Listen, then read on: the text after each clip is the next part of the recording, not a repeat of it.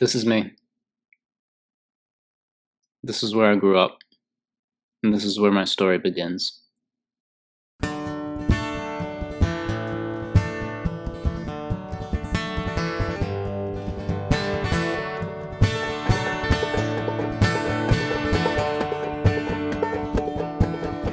Maybe you'll hear about me when you watch the evening news. So I write this for you, my friends, the truth, then you may choose. I had a good time. I grew up in this former industrial city in New England. Just whipped my ass. No! But the factory jobs are long gone, so there's really only two types of people that live here. There are the people with good paying jobs out in Boston or Worcester, come out here to build big houses at relatively cheap prices.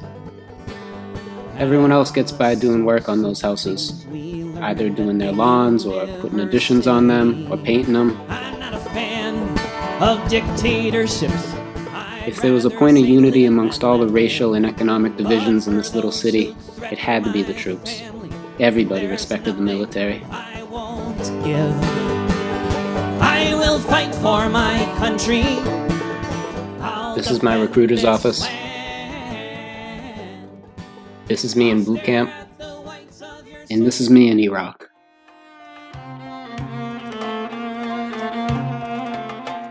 Iraq was absolutely gorgeous, and the Iraqis were good people.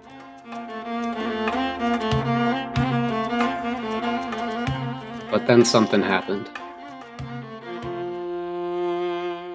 My unit was called in for Operation Phantom Fury, aka the Second Siege of Fallujah.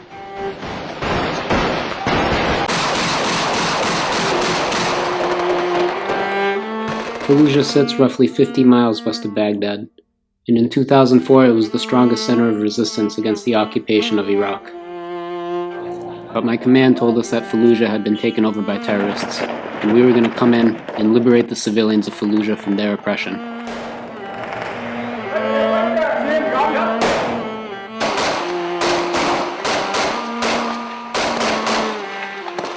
After the operation, Fallujah was just rubble. Newspapers celebrated us as heroes. Books were written about our so-called victory over evil, and there were even attempts to make a video game and a Hollywood movie about us.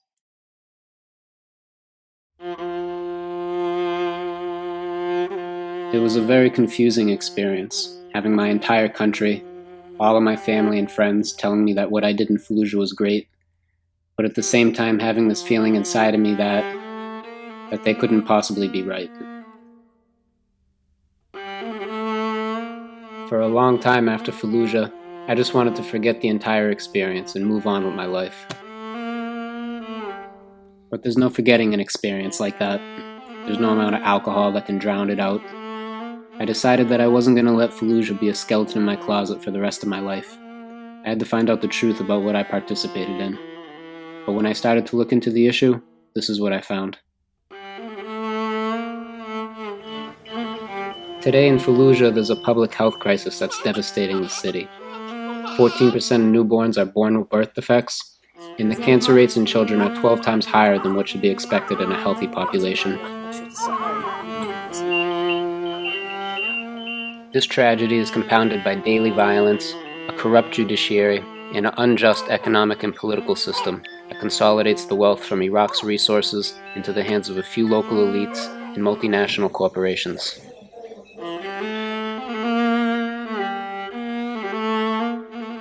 They told us we were bringing freedom and democracy to Fallujah. But today in Fallujah there's anything but freedom and democracy. How did things get to this point?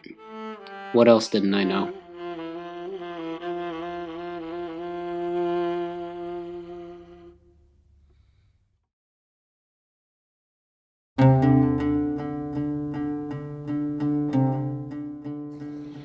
Fallujah, moi, je suis né dans une maison où était occupée par les Britanniques. Je me rappelle très bien quand j'étais petit, on jouait avec les pièces détachées laissées dans la maison, avec le comment ça s'appelle, le jumelle aussi militaire laissé dans notre maison. Donc je suis grandi vraiment avec le souvenir comme quoi notre maison a été occupée par les Britanniques. Cela dit que mon père m'a appris peut-être indirectement que la force étrangère qui occupe cette ville ou le pays ne sont pas le bienvenus. Ma meilleur souvenir, c'est que quand j'étais dans l'école primaire, petit, j'avais 7-8 ans, il y a un instituteur qu'on n'aime pas parce qu'elle n'est pas souriante. Et le 14 juillet, le jour de la Révolution, on se trouvait enfant en train d'applaudir la Révolution et on voit notre instituteur comme d'autres. Et on découvre comme quoi il y avait des clandestinités dans la vie politique qu'on ne savait pas. Et ça m'a marqué et ça m'a même, entre guillemets, nationalisé mes sentiments d'enfant pour être, à 14 ans, aussi militant dans le moment politique. En grandissant, le pouvoir politique a changé de façon, comme je disais tout à l'heure, plus violente qu'avant. Après 68, c'est-à-dire l'arrivée de parti basse au pouvoir, j'étais l'un des opposants à ce régime. Résultat comme quoi, j'étais prisonnier politique. Et dans la prison où j'étais, j'ai découvert en quelque sorte une naïveté en moi-même. C'est-à-dire de croire que l'homme ne doit pas torturer l'autre. Et quand j'ai vu à mes propres yeux qu'il y a ce genre d'hommes qui ont la capacité de torturer d'autres, ça m'a fait un choc. Et depuis, j'ai décidé de quitter le pays pour que le tombette passe. Et comme je disais beaucoup de fois, ça fait 40 ans et le tombette reste toujours. Je suis comme les pièces de théâtre, j'attends Godot. You don't have to forget why Fallujah is a symbol, because the uprising against the British in the 20s by the grandfather of Sheikh Al-Dari, who is now the head of the Association of Muslim Scholars, it started in Fallujah. En réalité, il y a une sorte de continuation, dans le sens où le mot étranger fait partie d'insultes dans le sens politique et social en Irak. Et en 1920, c'est très connu l'alliance faite par le sunnite avec le chiite pour faire un front de résistance contre l'occupation britannique. Cheikh Bari, chef tribal et son histoire est très connue dans le sens où il a refusé de travailler avec les Britanniques en préférant être un vrai frère de ses amis chiites. Depuis, Al-Fallujah, en fait, représente de point de vue politique et géographique un centre stratégique énorme pour l'Irak. Pourquoi? Parce que c'est à travers cette ville que l'Irak a le moyen de contacter d'autres pays tels que la Syrie et la Jordanie. Pour ce simple raison, et pour d'autres raisons aussi, c'est que malgré les 4 siècles de l'époque ottomane en Irak, la population locale à Fallujah, comme dans d'autres localités irakiennes, ont l'arrogance et le respect d'eux-mêmes et qu'ils n'acceptent pas l'occupation et surtout si l'occupation ne respecte pas la tradition.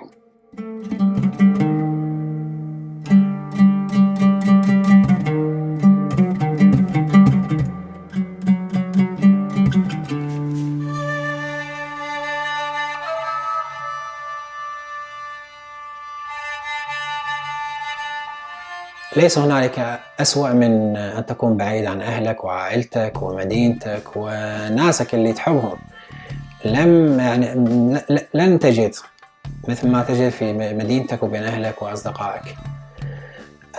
أجد أخبرك بصراحة صعوبة كثيرة أحيانا كثيرة عندما يكون في أي مشكلة أو تكون هنالك في أي موقف تشتاق للجميع أو تتمنى الجميع أو تتمنى على الأقل أن لا تموت في الغربة بعيد عنهم. وإن شاء الله نأمل أن الأمور تتحسن وتختلف وتذهب للأحسن وأنه نجتمع مجددا ونكمل حياتي مع أهلي وفي داخل بلدي. أنا تركت العراق في 2005 في نهاية 2005 بعد حدوث أو بعد نشر الفيلم الإيطالي للمجزرة الخفية في الفلوجة اللي عملتها راي نيوز 24 الإيطالية. وبعد هذا الفيلم الوضع الأمني كان هنالك في خطورة كبيرة من ناحية تصفية المعارضين أو تصفية الجهات أو الناشطين سواء صحفيين أو حتى العراق يعتبر من أخطر الأماكن لعمل الناشطين في حقوق الإنسان أو حتى الصحفيين. لهذا فضلت أن أخرج من عام 2005 أو أن أكمل عملي بالتواصل مع زملائي في الداخل من خارج العراق. كنت من أوائل الناس الذين عملوا في الفلوجة على إنشاء منظمات مجتمع مدني. كمثقفين كنا نحاول أن ننشئ منظمات مجتمع مدني لإيجاد صيغة حوار حضاري نحاول أن نقلل فيه العنف الذي بدأته قوات الاحتلال. وكان عملنا أو نظامنا الأساسي لهذه المنظمات هو عدم الاعتراف بالاحتلال بأنه عمل عدواني وغير شرعي ومخالف لكل القوانين، وعدم استلام أي أموال دعم من قوات الاحتلال أو من ينتج عنهم. لهذا المنظمات التي عملناها كانت تعمل وفق إمكانيات ذاتية وكانت تحاول أن توثق الانتهاكات وتعمل على إيصالها للمجتمع الدولي، لأن الجريمة الكبيرة التي كانت تحصل في العراق أو أحد الجرائم التي كانت تحدث في العراق أنه بعد الاحتلال تم تغييب الرقابة الدولية عن الانتهاكات. حتى الأصوات والتقارير التي كانت تصدرها الأمم المتحدة كانت سياسية أكثر مما هي توثيقية كما كانت تعمل قبل الاحتلال. لهذا كنا نحاول أن نعمل صيغة لتوثيق إن كان هنالك مجال للعدالة في هذا الوقت الحالي كان بها، إن لم يكن فالتوثيق يحفظ حقوقنا للمستقبل المطالبة فيها، وإن شاء الله سنعمل عليها. المنظمات التي شكلناها كانت في البداية منظمات بجانب حقوق الإنسان وبجانب الديمقراطي وبالجانب البيئي. بعد ذلك توسعت إلى أن نكون هنالك شبكة من منظمات مختلفة نعمل عمل كرجل واحد أو كقلب واحد في توثيق تقاريرنا من أجل إبراز أنه ليس فقط مناطقنا هي من لديها هذه الانتهاكات، بل هنالك في مناطق مختلفة. والحمد لله كانت تقارير شبكة الرصد تقارير أيضا ذات تأثير كبير، لكن كما أخبرتك للأسف هنالك إمكانيات لجهات دولية وجهات حكومية عليا أكثر من قابليتنا وقدراتنا كانت تمنع هذه التقارير أو اتخاذ أي إجراء ممكن أن يساعد في الحل في داخل العراق. بالنسبة للعنف هنالك بعض الأصدقاء وحتى الأقارب استشهدوا في الفلوجة نتيجة القصف العشوائي. الكثير من الأصدقاء أيضا تأثروا سواء منهم من قتل وسواء منهم من جرح. بالنسبة للذين تأثروا لدينا الكثير من الحالات أيضا في داخل العائلة الكبيرة. بعض الأقارب لديهم حالات سرطانية، ولدينا في عائلتي بعض الأطفال الجدد الذين ولدوا لديهم مشاكل في القلب، فتحات في القلب، وهنالك بعض عمليات الإسقاط أو الإجهاضات التي حدثت أثناء الحمل بسبب التلوث البيئي في المدينة. هذا بالإضافة أنه لا يوجد فرد في عائلتي من ليس لديه حالهم حال أكثر، ليس فقط أهل الفلوجة وإنما أكثر الشعب العراقي الآن. تجد أن الشاب والكبير السن لديه أمراض كما تدعى أمراض العصر، من ارتفاع في الضغط أو أمراض السكر أو القرحة، وأكثرها هي بسبب الوضع الصحي والإنساني والسياسي أيضا الذي يعمل على الوصول لهذه المرحلة من الإجهادات وتفعيل مثل هذه الأمراض.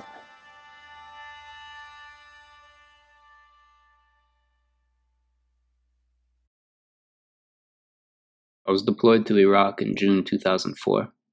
I had no idea that the US had just laid siege to Fallujah, but had failed to take control of the city. And I certainly had no idea about the destruction we inflicted on Iraq during the first Gulf War, or about the sanctions that we imposed that killed hundreds of thousands of people. Basically, I knew of no reason why Iraqis might be upset with the United States, and why they might not want American soldiers in their country.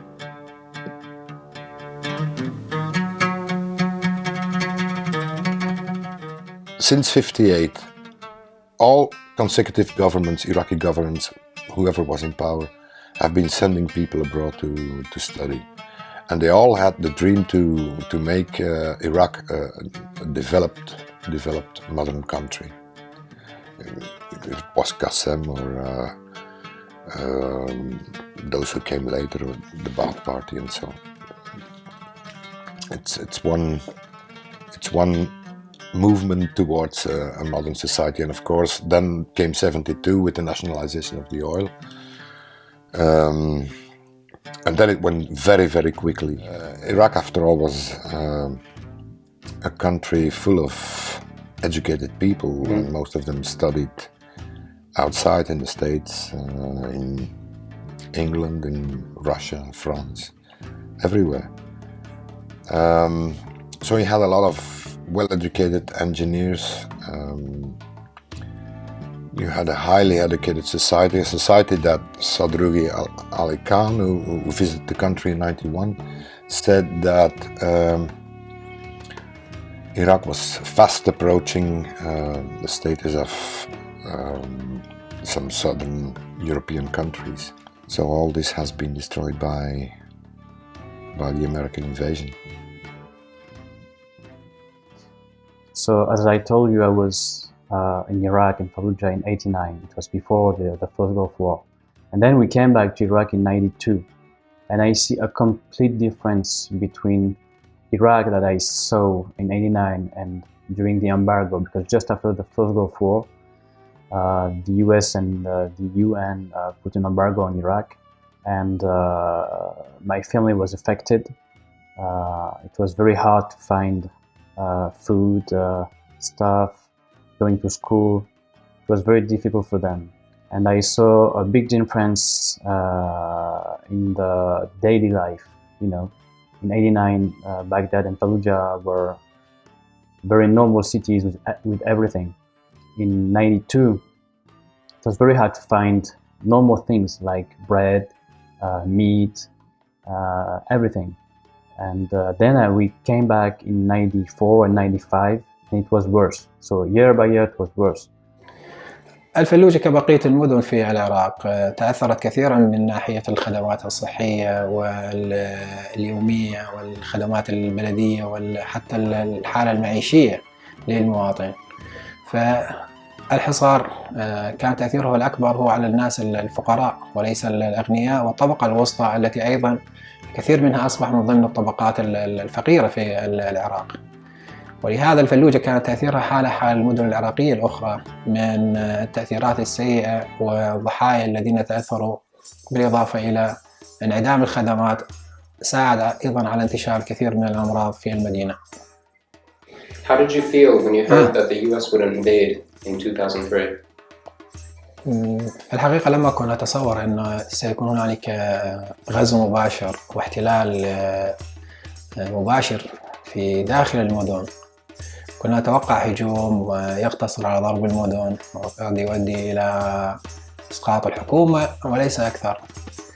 ولم نكن ربما يعني السبب أنه لا نريد أن نتقبل فكرة الاحتلال لما فيها من جرائم ومعاصي بعد ما رأينا التأثيرات اللي حدثت بعد حرب 91. لهذا لم نكن نتصور أن هنالك فعلا سيكون احتلال مباشر لأننا نعرف حجم المآسي والدمار والكارثة التي ستحول في الجانبين وليس فقط على الشعب العراقي أو على فقراء الشعب العراقي. Well, there is a well-accepted definition of aggression that was defined pretty well at the Nuremberg Tribunal. It's now in international documents, General Assembly resolutions, essentially sending the armed forces, your armed forces, into another state without its invitation. Essentially, what aggression means. So there was a textbook case of aggression, totally illegitimate aggression. It doesn't matter if they thought they had a pretext or not. Believing you have a pretext is no justification for aggression. Aggression was defined in the Nuremberg Tribunal, which is kind of the foundation of modern international law, as the supreme international crime, differing from a war crime, but differing from other war crimes in that it encompasses all of the evil that follows. So in the case of the US-British invasion of Iraq, major war, supreme international crime, it encompasses everything that followed. The hundreds of thousands of deaths, the millions of people displaced, the destroyed cities, the destruction of the culture, the sectarian conflict that was elicited by the invasion, which is now tearing Iraq apart, has now spread to the whole region and is having a devastating effect throughout the whole region, leading to major international confrontations. All of these are encompassed by the initial crime of aggression. So yeah, this is an extremely serious war crime in a world that had any pretense of justice. Bush, Blair, the rest of them would be facing an international tribunal of the Nuremberg variety. I don't suggest that they get the death penalty, because I don't believe in it, but... So by this definition of aggression, the occupation, the second siege of Fallujah, or any other particular operation, it's all illegitimate. It's all part of the initial act of aggression.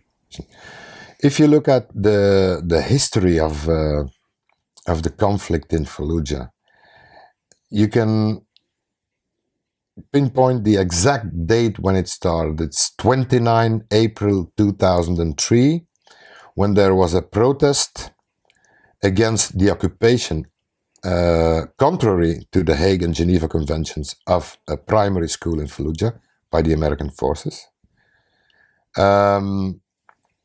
To reopen the school, to clear the school, and because the lessons had started again next Monday, and 17 people were killed, and that's when it started.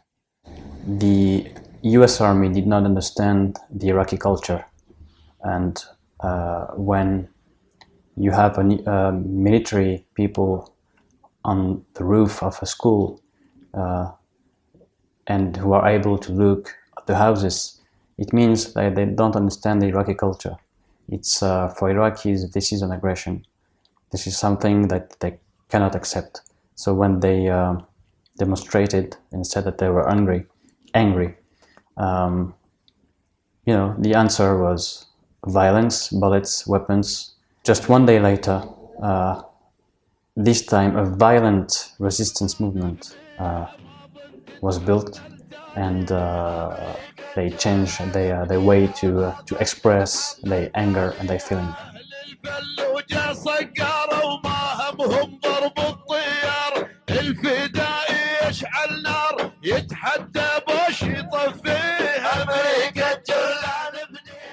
حق الدفاع عن النفس حق مشروع، وخصوصا عندما لا يكون هناك سلطة للقانون المحلي أو القانون الدولي، وترتكب ضدك الجرائم التي تنتهك ليس فقط الحقوق المدنية والسياسية والاجتماعية، وإنما حق الأساسي الأول لأي إنسان على الأرض هو الحق في العيش عندما ينتهك هذا الحق ويصبح حياتك مهددة بالقتل في أي لحظة ولأتفه الأسباب، من حقك أن تدافع عن نفسك. للأسف هذا العنف بدأ من قبل قوات الاحتلال الأمريكية البريطانية، ولم يكن هنالك أمام الكثير من الناس الذين انتهكت حقوقهم إلا الدفاع عن نفسهم واختاروا طريق المقاومة.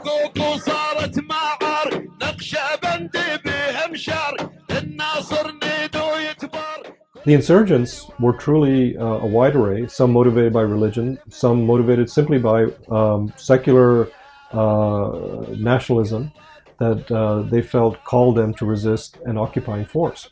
What they all had in common was animosity towards the United States, because they saw the United States as an invading, occupying force in their country. And they had animosity towards the Iraqi government, the authorities who they saw as stooges of the United States, as puppets who were doing the bidding of this occupying force.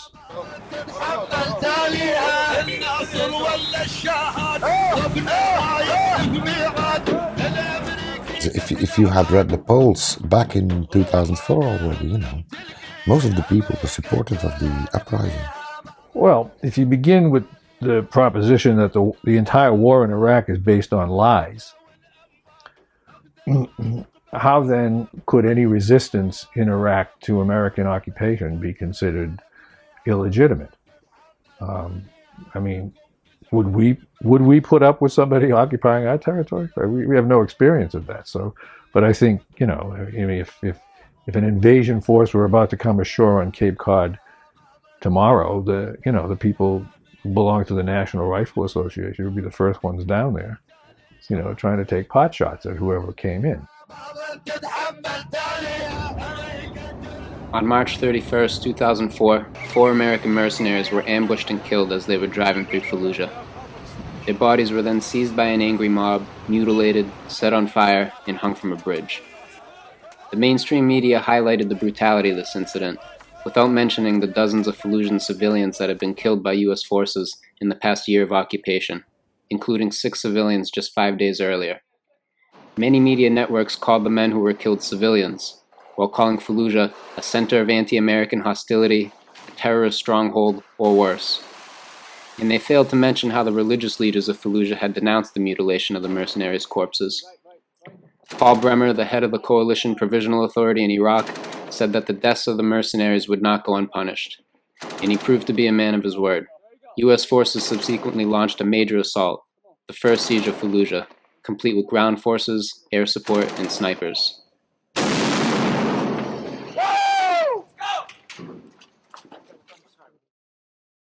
The Iraqi resistance movement was improving and was in a good. It was very popular. Even Sunnis and Shia together. I remember in 2004, the Jaish al-Mahdi, so this is a Shia militia movement, was dealing with the Sunnis. So it was very, very dangerous for the US Army to have a united movement in all Iraq. So they used this event, the mutilation of the 4 US mercenaries, to destroy the Iraqi resistance. We have on our website a list of 749 names, among them 169 women that were killed during the first siege. This is a partial list, but we have the names. They were buried then because the Americans wouldn't let the Fallujahs pass through their checkpoints to bury the dead in the central burial grounds. So they buried them on 2 football grounds. Fallujah there is 300,000 inhabitants, and not all of them could get out of Fallujah. So they stayed in their houses, and when you use airstrike and very, very massive destruction weapon, you kill civilians, not only combatants. So they kill a lot of civilians, women and children. Not only were they a symbol that had to serve as an example for the whole of Iraq, but they were specifically targeted because the Americans and the British were afraid that Fallujah would be the central point in the resistance that could spread all over Iraq once again. And I think at that time the Iraqi resistance won because the American then withdrew of Fallujah, and then they had to come back and to hit harder, to say we are the master. So that's why they came back in the second siege in 2004 in November and decided to really destroy the city and to destroy the Iraqi resistance in Fallujah.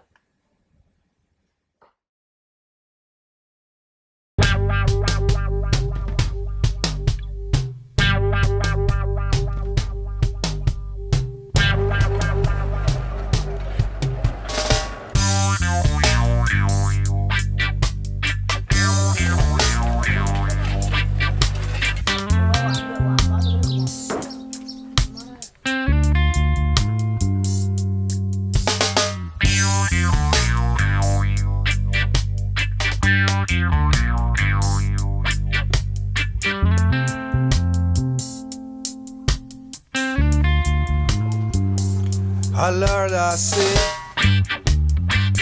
how many times a fire burning in her eyes, made of blood and sweat, her dust and dirt, yet pure like fresh water of a mountain top. She stands so pretty,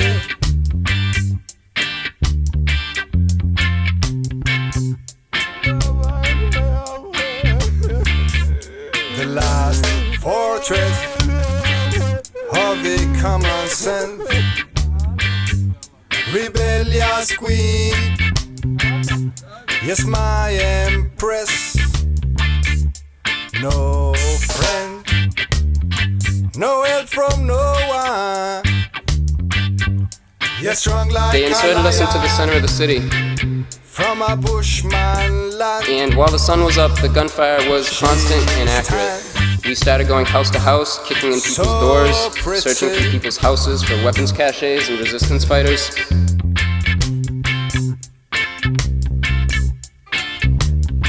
Oh, ba ba ba ba ba ba bam. He's what they hear in Fallujah for defending the value of Almighty Creator. Oh, ba ba ba ba ba ba bam. No children smiling Fallujah. Every night past the bedtime, the witch is riding a broom now. وين الديمقراطية؟ هاي الديمقراطية، هاي اللي تبنى الديمقراطية. وين العوالي اللي نجمت بيوتها هاي الديمقراطية؟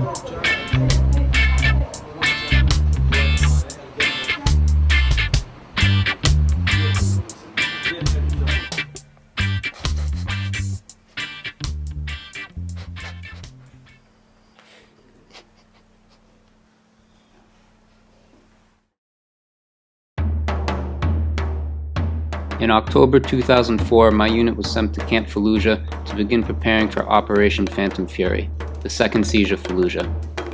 What my command told us was that Fallujah had been taken over by terrorists and that we were going to liberate the city. In particular, we were told that Abu Musab al-Zarqawi, the alleged leader of Al-Qaeda in Iraq, was recruiting an army in Fallujah and was using the city as a base from which he was launching attacks all across Iraq. Our job was to go into Fallujah and kill everyone who took up arms against us.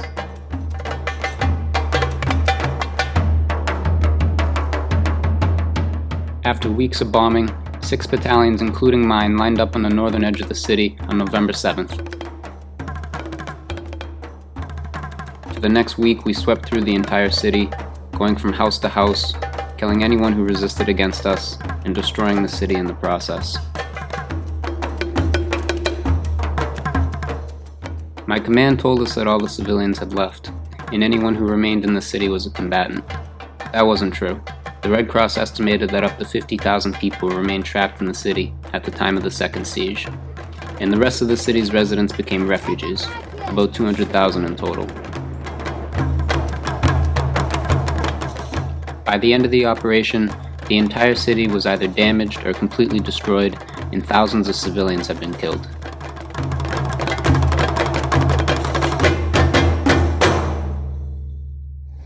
They were talking about Abu Mus'ab al-Zarqawi, the Al-Qaeda leader in Fallujah, but I don't know anyone in Fallujah who met with him. Nobody saw him in Fallujah. At the beginning, it was just an independent movement of resistance. Later, Al-Qaeda and other groups came to Fallujah because Fallujah became a symbol of resistance. So we had several opinions, several ideologies, several groups which came to Fallujah, included Al-Qaeda. But Al-Qaeda, they stayed many years in Fallujah, but then when they began to kill Iraqis instead of US military, the tribal leaders and the people in Fallujah became angry at them, and they expelled them from the city. The head of the Shura, the Council of Fallujah, said, "We don't need Zarqawi to defend our city. We are not beheading journalists for a ransom. We are not blowing up the pipelines. We defend our country." That's what he said. So he was also fighting not only the American occupation, but also those who came with the occupation, which is Al-Qaeda. So I read that the leadership in Fallujah tried to reach a peace agreement with the US before the second siege of Fallujah. What compromises were the leadership in Fallujah willing to make, and what were their demands, and why did this agreement fail? الاتفاق تم التوصل إليه مع حكومة عياد علاوي، وكان يمثلها وزير الدفاع حازم الشعلان، وكان وفد الفلوجة برئاسة الشيخ خالد حمود، وتم التوصل إلى اتفاق يقضي بتسليم أسلحة ثقيلة لدى مقاتلي الفلوجة مقابل دخولهم ضمن الجيش والعملية السياسية، وأي مقاتل عربي يتم إخراجه من المدينة وهم أصلا لم يكونوا موجودين في داخل المدينة وكانوا في أطرافها، ولم يكن لأهالي الفلوجة أي سلطة عليهم أو على غيرهم. لكن الاتفاق رفض من قبل القوات الأمريكية، بعد يومين من رفض الاتفاق أرسل وزير الدفاع العراقي حازم الشعلان أرسل بطلب رئيس وفد الفلوجة وأبلغه أن الأمريكان يرفضون الاتفاق، والحكومة عياد علاوي ليس لها أي صلاحية أو سلطة لاعتراض القرار الأمريكي، لهذا لا يستطيعون إبرام الاتفاق، وعلى أهل الفلوجة أن يبحثوا عن جهة أخرى لمساعدتهم في وقف الهجوم الأمريكي القادم الذي سيجتاح المدينة، لأن الأمريكيين قد قرروا استباحة المدينة وضربها مرة ثانية واحتلالها. لهذا وفد الفلوجة وبمساعدتنا تم لقائه مع ممثل الأمين العام للأمم المتحدة السيد أشرف القاضي في بغداد في قصر المؤتمرات، وطلبوا وفد الفلوجة بعد أن شرحوا جميع هذه الصيغ هذه الأحداث، طلبوا من الأمم المتحدة تدخل لأجل منع العقاب الشامل والعمليات العسكرية التي سيكون ضحاياها هم المدنيين وليس الآخرين. ولهذا بناء على هذا الاجتماع أرسل السيد كوفي عنان رسالة مفتوحة إلى الرئيس بوش ورئيس الوزراء البريطاني السابق توني بلير وإلى رئيس الوزراء الأسبق أيضا عياد علاوي، يطالبهم بإعطاء مجال للأمم المتحدة من أجل المفاوضات. الثلاثة رفضوا هذه الرسالة وطلبوا من الأمم المتحدة عدم التدخل. I mean, the Marines essentially surrounded the town. They did allow women and children to flee, but locked everyone else in. And then comes the attack, and whoever was killed in their warrens was killed. I'd like to talk about some particular tactics and particular weapons that were used during the second siege. The first one that comes to mind is a tactic called reconnaissance by fire that we were using. And this is basically, if you don't know what's in a house or what's in a particular area, you shoot into it. And, if you hear something, I don't know what you would hear, yelling, screaming, or whatever, then there are people inside, civilians or combatants. This seems like an indiscriminate tactic. Is it right to think that? It's an indiscriminate tactic and obviously a crime. But we should also bear in mind that the discriminate tactics were also crimes. So as you know better than I do, one of the first, a lot of this was reported pretty straight, I should say, day by day. Just to mention an anecdote, at the time of the second attack, I happened to be giving talks in New York at Columbia University on political issues, but I switched the topics. And the series of talks, day by day, I just discussed that day's news. Front page of the New York Times discussed. And what they were describing was serious war crimes, and they were describing them in a positive fashion, as, gee, isn't this great, But the crimes were open. So the first act that was done was to take over the General Hospital. Taking over a hospital is not only part of the whole area of war crimes, but is a specific crime. It's a crime specifically identified by the Geneva Conventions as a war crime. They took over the hospital. Patients were thrown out of their beds, forced to lie on the floor, shackled, doctors shackled. A front page picture of it in the New York Times. And describing this kind of with, I wouldn't say glee, but certainly approval. Isn't this, look what we're doing. I mean, that's, again, everything is a war crime once you carry out an invasion, but this is a specific discriminate war crime, not indiscriminate, and lauded. They claimed there was some questioning about it, and the military gave a justification. They said it's appropriate because the General Hospital is a propaganda agency. It's giving out reports on casualties, and that incites resistance. So since it's a propaganda agency, it was particularly justified. So to the point you mentioned that women or children were allowed, even encouraged to flee, but the men, in fact, weren't allowed to flee. Military-aged males, defined very loosely, like 15 to 55, were forced to stay in the city, regardless of any evidence that they were fighters or not. Would this constitute, given the indiscriminate tactics and weapons that we discussed, would this constitute a failure to distinguish between civilians and combatants? I mean, by definition, like if Srebrenica was a crime, this was a worse crime. Yeah, of course. It's and even if they were combatants, it wouldn't mitigate it. You don't have an invading army has no right to just murder combatants.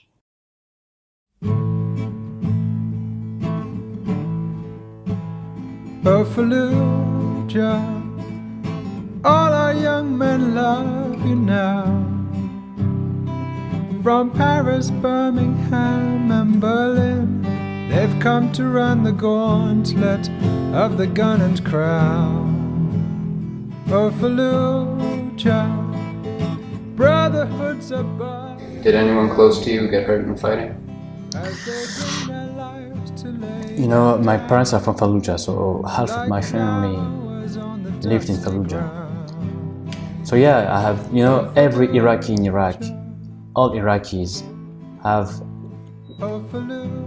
dead people or injured people in their family. Because, there is maybe a very, very high average of dead every month in Iraq since 2003. So, especially in Fallujah at that time, there were at least 5,000 Iraqis that died in Fallujah, and I know that every family in Fallujah and in Iraq in general lost a member or more. كما أوضحت التقارير المدنية لوزارة الصناعة التي كانت تشرف على حملة إعمار الفلوجة، كانت هنالك تدمير شامل للمدينة، أكثر من 30,000 منزل بين تدمير كلي وجزئي.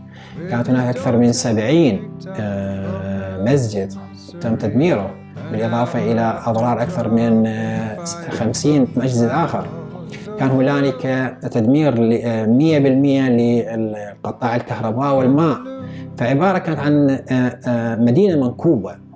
لهذا لم يكن هنالك نوع من الحياة ممكن أن تسمح للمدينة في الرجوع إليها، وهذه أحد الجرائم التي تتحملها قوات الاحتلال وحكومة عدن لاوي عندما سمحت ل 300 ألف مدني في الرجوع إلى مدينة منكوبة، ومنع الجهات الدولية والحكومية من تقديم المساعدة المطلوبة لمكافحة التلوث وتقديم الخدمات الأساسية لمنطقة منكوبة بهذا الحجم. I have to admit, while I was in Fallujah, I didn't see the war crimes. It wasn't obvious to me. I knew something was wrong. I knew that it wasn't quite right, but how do you even have mixed feelings towards war crimes? How do we just not see them? How does this happen? We don't see them for the same reason that the journalists and editors of the New York Times didn't see them. We're trained to assume that anything we do is legitimate. We're not the only ones in history to have that assumption. In fact, it's almost universal in powerful systems. But we're trained from infancy to regard the United States as noble, benevolent. Maybe it makes mistakes, but basically good intentioned, and everything we do is right because we did it. Look, when I grew up as a kid, we grew up in a kind of liberal Roosevelt-style New Deal families, but my best friends and I would be out in the woods playing cowboys and Indians, where we were the cowboys killing the Indians. I mean, mostly exterminating indigenous people, but we did it, so it's got to be right. Then you see the movies in which you extol the people are doing it, and on through from Reagan to Obama, praising the Indochina War as a noble war. We did it, it's got to be right. So it's not surprising that somebody who's holding a rifle in the middle of a war zone wouldn't see anything. It's hard to blame them when, like let's say you in Fallujah, when the people sitting in the air-conditioned offices with every possible amenity around them look at it and praise it. That's what you should be questioning.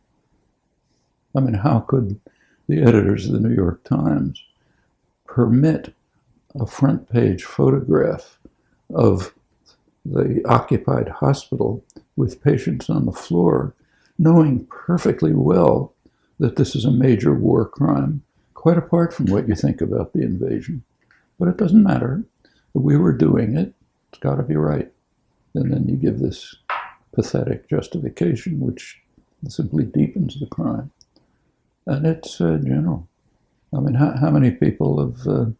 take the Indochina War, the major war crime of the post-Second World War era. Has anybody been charged for crimes? The only people who were charged for crimes were GIs out in the field, half-crazed GIs in a village where they didn't know who was going to shoot at them next. Yeah, they committed some crimes, Lieutenant at Milai. But, I mean, what about the guys in the offices who were sending them there, who were targeting the villages with B-52 raids? I mean, it's an incomparably worse crime. And Milai was like a footnote. Actually, I wrote about it at the time when it happened. I said, it's a footnote. Yeah, sure, it was a crime, but you can't blame these guys.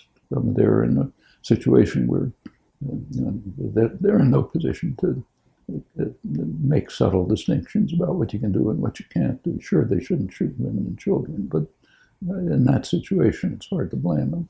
The ones to blame are the ones in the editorial offices and the offices in Washington, all of us who see this and pretend we don't see it, and so on. So yeah, you didn't see it, but people in a much better position to see it also didn't.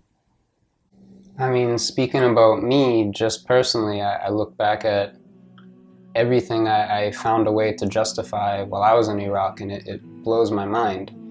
I struggle to even explain how something like Fallujah, that was so incredibly just destructive and so obviously wrong, seemed, I don't know, acceptable at the time. Even very obvious things like kicking women and children out of their homes and forcing them to go flee into the desert, and then destroying their homes. I don't know, somehow, even though it seems obviously wrong, you know, I managed to believe, you know, what our command was telling us, that, you know, we were doing this for them, for their own good. We were liberating them. This was for their freedom and democracy, which seems totally absurd now, looking back on it. But how does that work? How is that possible? Well, I think people who have power are very good at getting people to do what they want them to do.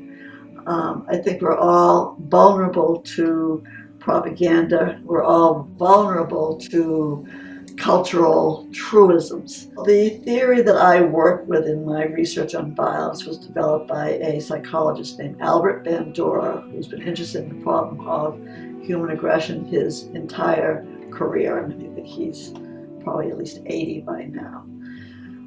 What he says is that there are all kinds of sort of unconscious cognitive processes that allow people to behave inhumanely, unethically, and still see themselves as good persons, and be able to be good persons in a lot of circumstances. One of the mechanisms that people use is dehumanization.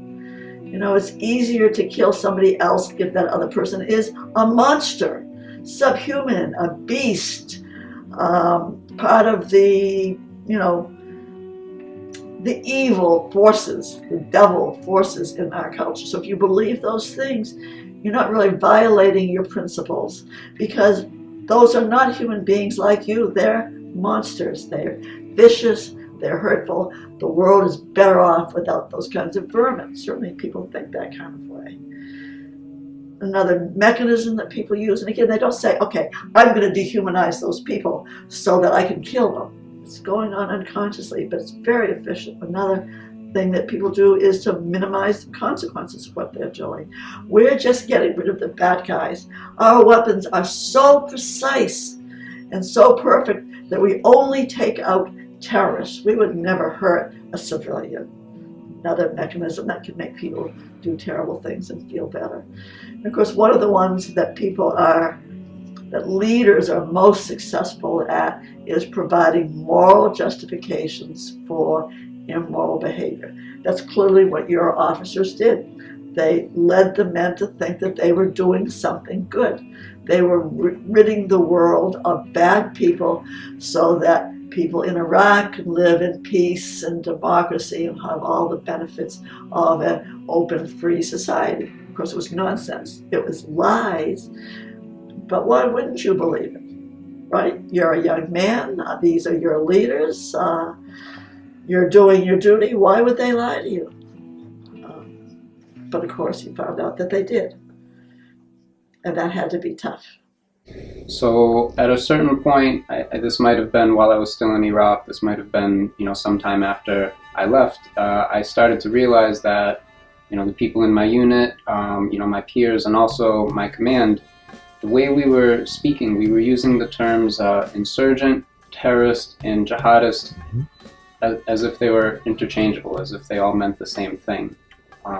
Can you explain the differences between these three categories?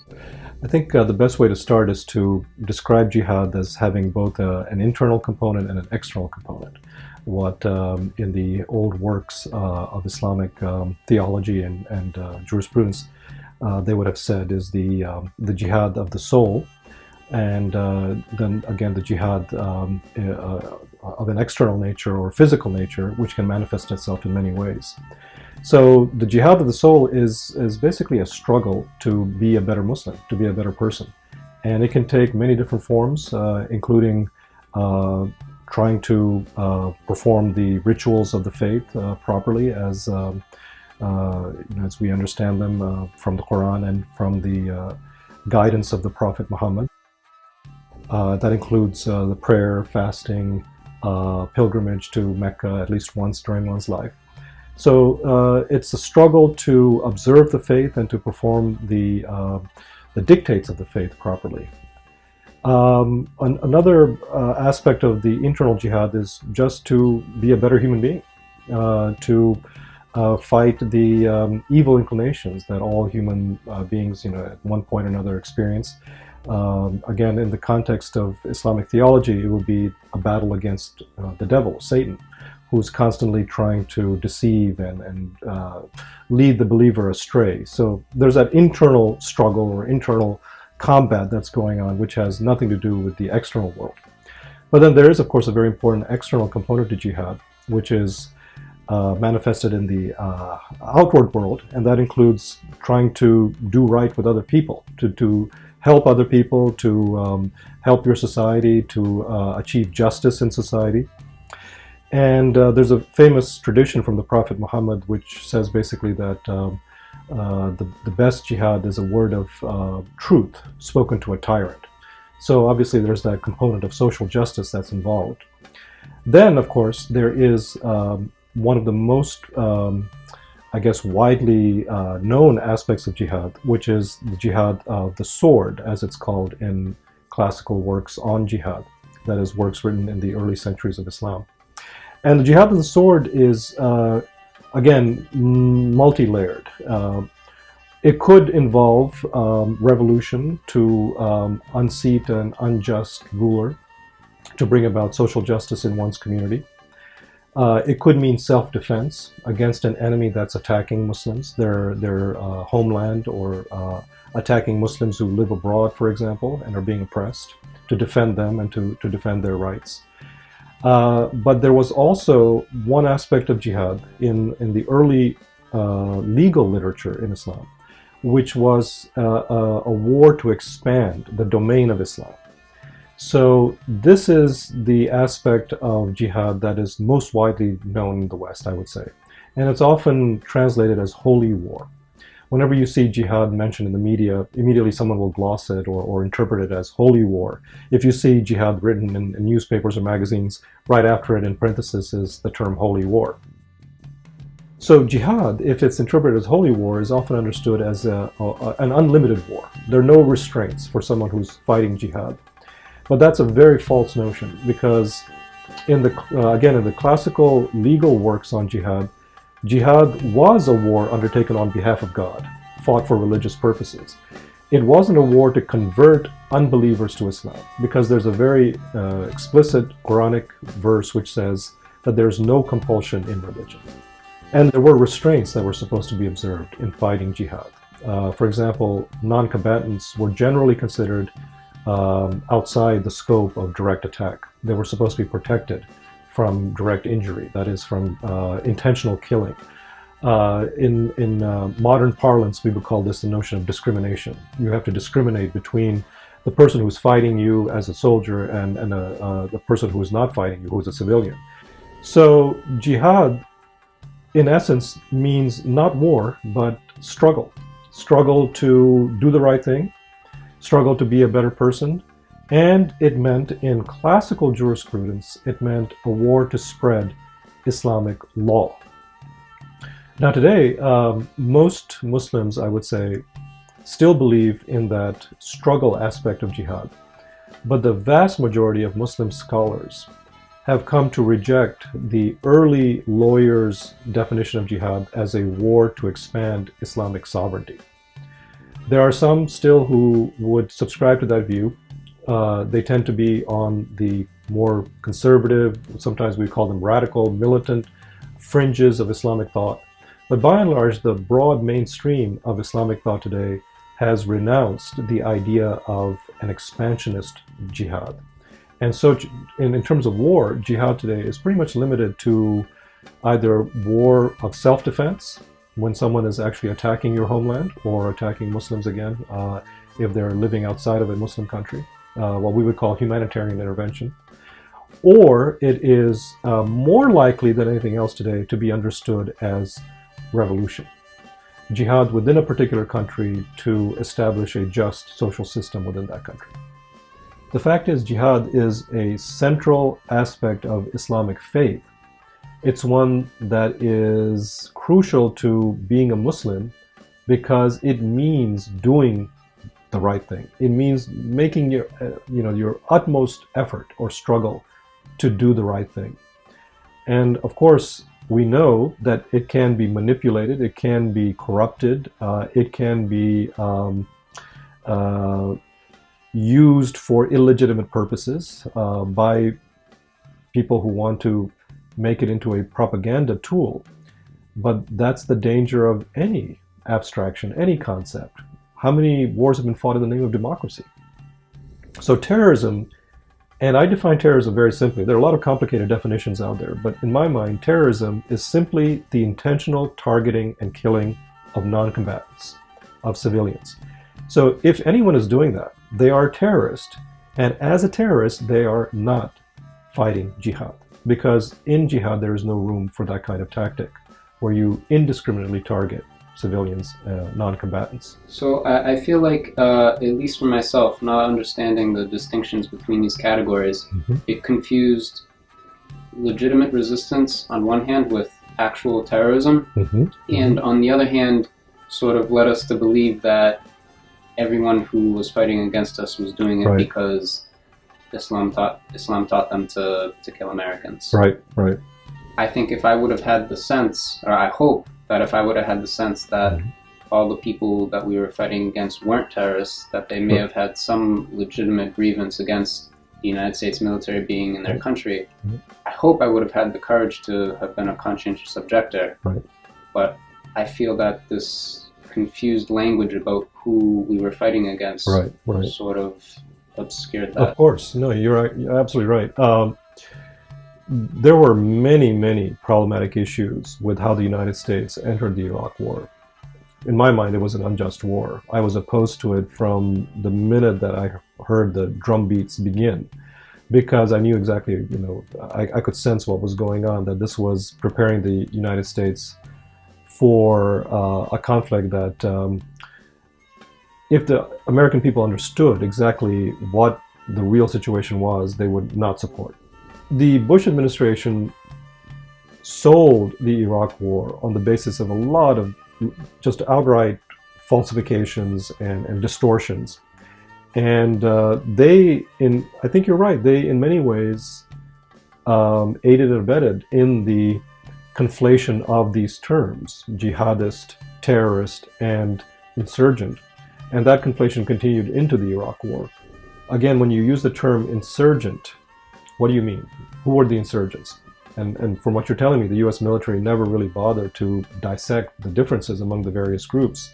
If they had, perhaps the US, and especially the soldiers who were actually on the ground doing the fighting, they might have understood a little bit better the motivations of the people that they were going up against. Instead of personalizing that particular conflict as crazy religious fanatics who wanted to destroy the United States of America, who wanted to, as the Bush administration said, who attacked us because they hated our freedom, hated our way of life. Was that true? Did any of them really bother to think about changing the American government? Did they have the goal of coming in and imposing Sharia on Americans in the United States? I think probably a lot of soldiers deeply believe that they were there to defend the United States, all the values that they cherish, their families, from this maniacal, oppressive, religiously motivated regime that was antithetical to everything that the United States stands for. The enemy has got a face. He's called Satan, and he's in blue, and we're going to destroy him. Most Americans believe that our armed forces exist to defend the United States, but that's not true. They exist to go out to other people's countries and force them to do our will. A flag upon your house, and a flag upon your car, and a ribbon on your mailbox. Our standard of living depends on our access to other people's resources so that we can maintain our bloated, utterly wasteful way of life. But most Americans are not conditioned to see that, or conditioned exactly to see the opposite. Did you hear about Fallujah and 100,000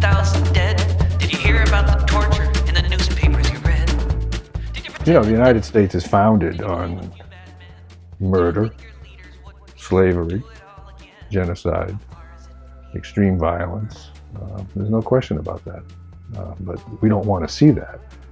We want to believe that anytime we go to war, that we're in some way justified, that it's always the fault of the other.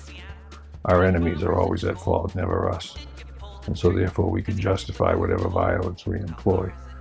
But if you look at the real record, it's clear that all of our conflicts have been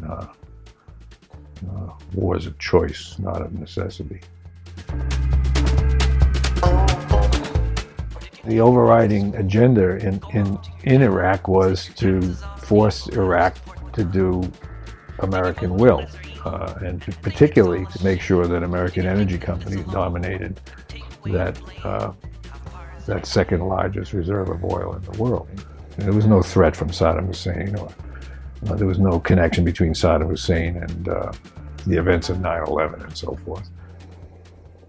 I think that the sheer volume of firepower that was employed on Fallujah was intended to send a message and to teach a lesson. You know, this is what happens to you when you defy the will of the new empire. We're willing to go this far. Just after the second siege of Fallujah, the city became a symbol of resistance in Iraq, and it was a very, very dangerous for the US Army, even for the Iraqi government. So the US Army tried to make Fallujah like a prison, and so for every Fallujah resident,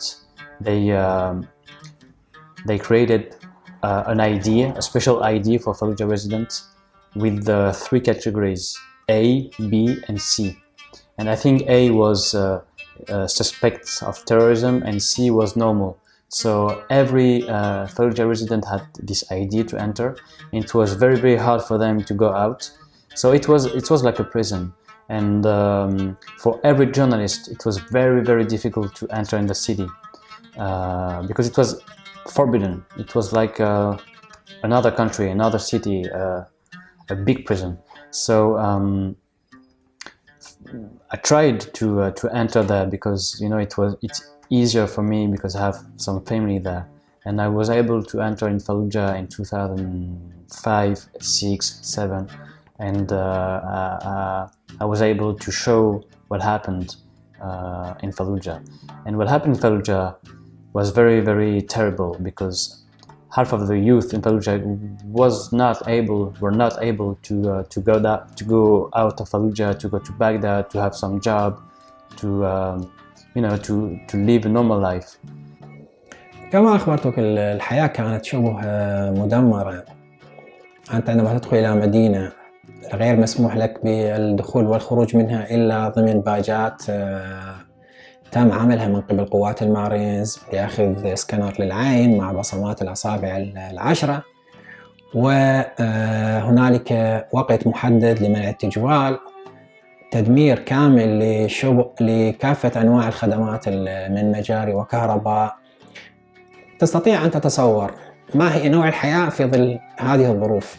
عبارة عن كارثة إنسانية سمحت بها القوات الحكومية وحكومة إياد علاوي والقوات البريطانية، لأنهم الثلاث جهات الرئيسية التي تتحمل مسؤولية، بالإضافة إلى مجلس الأمن الذي كان يشرف على العمليات. بعثة الأمم المتحدة التي كانت تنقل كامل الصورة، أو التي ما تستطيع أن تنقله من صورة إلى مجلس الأمن.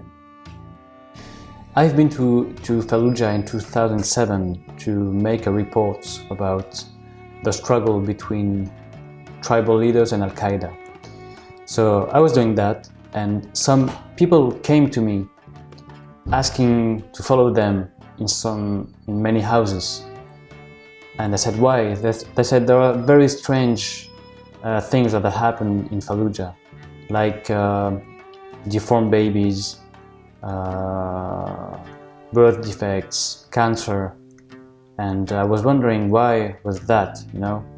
And so This is the first time I heard about birth defects and cancer in Fallujah. And people were talking about white phosphorus, white phosphorus, white phosphorus. So I said, what is it? They said, because I did not know what was white phosphorus.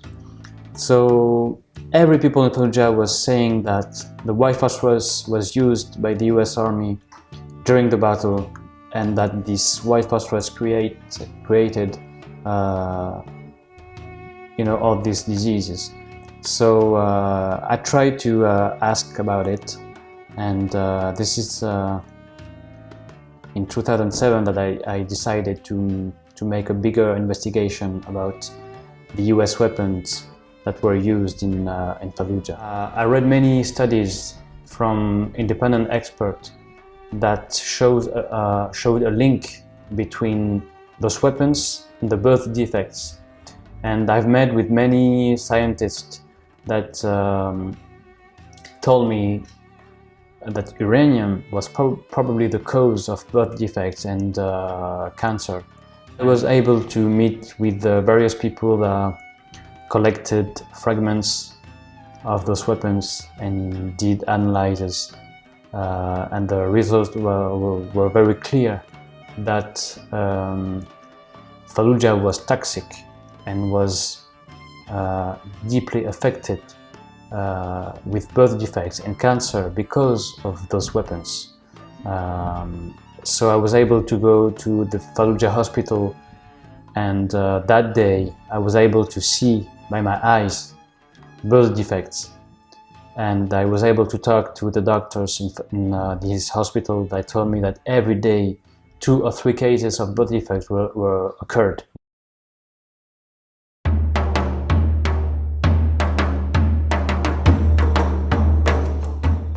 Dr. Samira Al-Ani visited Japan recently, and she was told birth defect incident rate in Japan was 1 to 2%.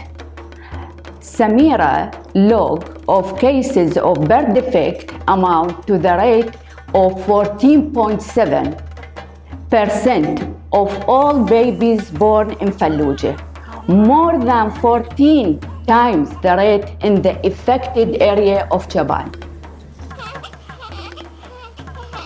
We conduct the first study. This is about the data about the number of all this health crisis. The second study was to investigate about the causes of congenital malformation. So we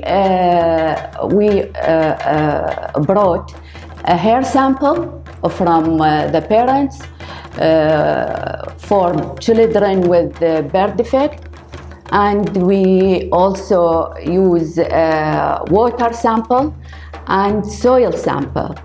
We send this 3 sample to 2 laboratories, one in German, one in UK, and both of this laboratory give the same result.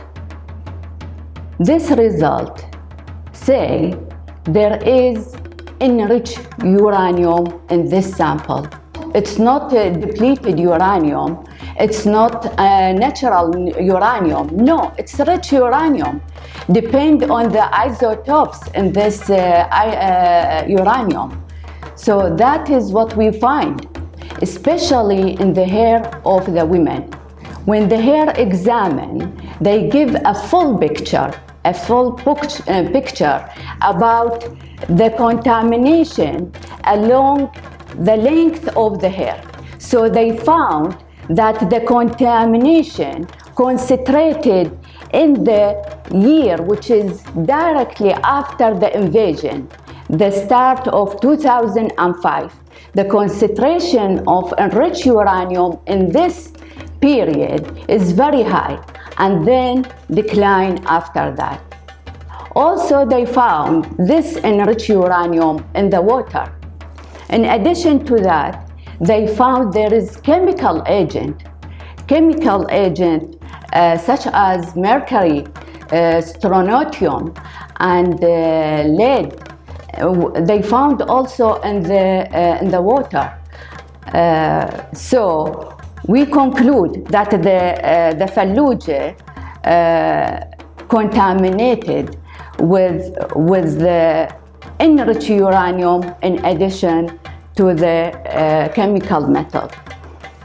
And what is now we're dealing with is the uranium, because this is the metal which is radioactive, which is which causing this mutagenic change in these babies. Life in Fallujah today is very difficult because Fallujah is seen as a terrorist city. The Iraqi government, which were involved in the battle in Fallujah with the US Army, refused today to accept that Fallujah residents are also Iraqis. So the life in Fallujah is completely different than Baghdad. The unemployment is very big, very high in Fallujah. The city is, there are no services, no electricity. So life is difficult, and when you are from Fallujah, it's very, very hard to have access to jobs, to go to Baghdad, because of the name Fallujah, because of the symbol of Fallujah. أعتقد أنك تسمع الآن أو إذا كنت متصل بالشأن العراقي تسمع التفجيرات اليومية والقتل اليومي، وللأسف الآن أصبحت هنالك عند أي فترة لانتخابات جديدة أو تغيير للحكومات، برغم أنها لا تملك السلطة المستقلة لحد الآن، لأنها لا تقبل لحد الآن أن توقف قرارات بريمر التي تمنع القضاء العراقي من النظر في الجرائم التي ارتكبت سابقا، أو حتى التوقيع على اتفاقية روما للمحكمة الجنائية الدولية، لأنها تخشى من شعبها أن يرفع دعاوى على الجرائم التي ترتكب الآن أو مستقبلا. الوضع وضع كارثي، لهذا نرى القتل يتم والتفجيرات والعنف يرجع عندما تكون الأجندة السياسية بين السياسيين متشنجة أو هنالك مشاكل بينهم، ثم تستتب نوعا ما فترة عندما يحصلوا على ما يريدوه. والأهم من كل ذلك هم يمثلون موظفين أمريكيين إيرانيين أكثر مما هم موظفين للدولة العراقية ولخدمة الشعب العراقي.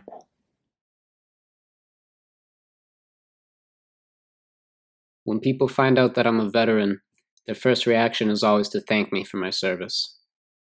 It feels surreal to have so many people regard me as a hero, when the truth is that there was nothing heroic about our mission in Fallujah. And it's not just me in the war that I fought in, it's every American war, and everyone who ever fought in them. America has never actually fought a war in self-defense. We have always been the aggressor. I feel like for most of my life I was living in a state of semi-consciousness. But Fallujah made me wake up. And the world that I woke up to was one where all the principles of truth and logic are casually ignored, where facts are not facts, and history is replaced with mythology. The true history of America's wars is so astonishingly different from what is popularly believed. And it feels lonely to be aware of that. Because nobody knows who you really are, but you know. Everyone wants to shake your hand and buy you beers for what you did, but you know you don't deserve it. You know your true place in history. You're the gullible soldier who killed Native Americans at Wounded Knee. You're the hired gun that put down slave rebellions. You're the sucker that flew the Enola Gay. You're the grunt in Vietnam that killed villagers and burnt their homes to the ground. You're the fall guy in Abu Ghraib. You're the Marine that was manipulated into destroying a city, believing that you were liberating it. You know these things, and you know that nobody else knows them. But the world keeps spinning and the wars keep raging on, and your mind is racing so fast that you are literally out of breath, and you wish it could all stop for a second so that everyone could come back to their senses. You want to shout for the world to hear that there may be ribbons on your chest, But there's blood on your hands too. Don't look at the ribbons, look at the blood.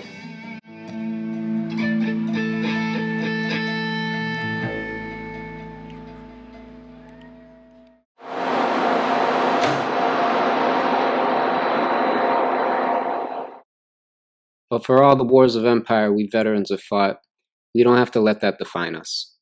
What will define us is what we choose to do about it today. More than anyone, we have a responsibility to inform ourselves, to look at inconvenient truths, and to do the right thing, no matter how unpopular it may be.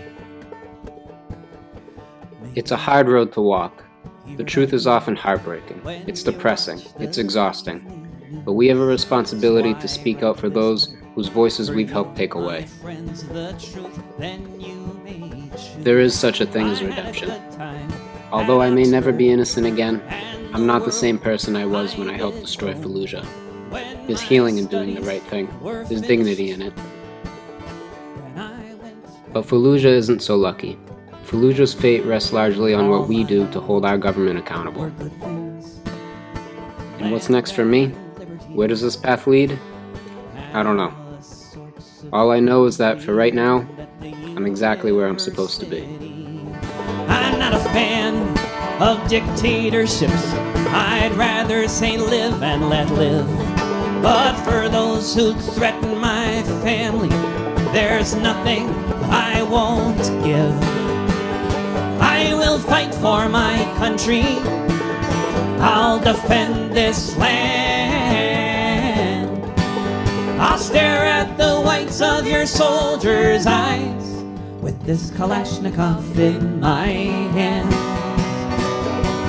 With this Kalashnikov in my hand.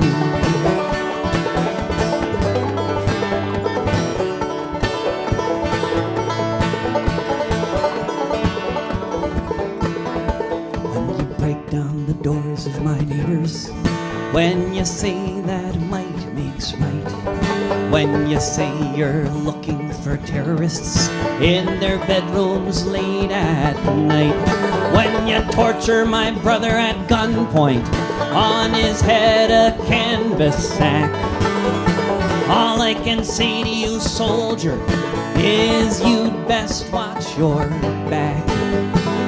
I will fight for my country. I'll defend this land. I'll stare at the whites of your soldiers' eyes with this Kalashnikov in my hand. With this Kalashnikov in my hand.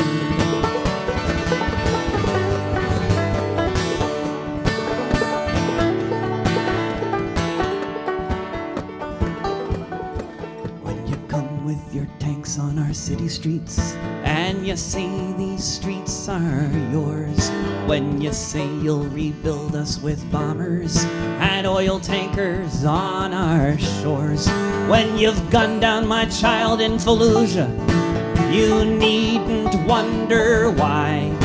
I look at you through the blades of your copter and say it's a good day to die. I will fight for my country. I'll defend this land. I'll stare at the whites of your soldiers' eyes with this Kalashnikov in my hand. With this Kalashnikov in my